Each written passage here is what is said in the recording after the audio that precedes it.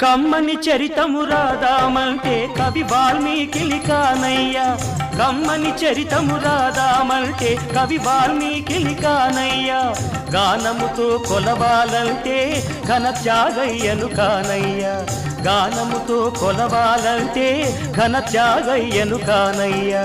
ఆశతో కోవిల కడదామంటే తహసీల్దారును కానయ్యా ఆశతో కోవిల కడదామంటే తహసీల్దారును కానయ్యా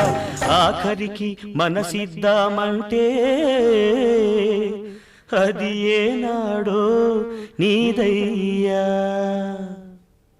ఏమయ్యా ఏమయ్యా ఓ రామయ్యా ఎలా సేవించాలయ్యా నిన్ను ఏమని కీర్తించాలయ్యా ఏమయ్యా ఓ రామయ్యా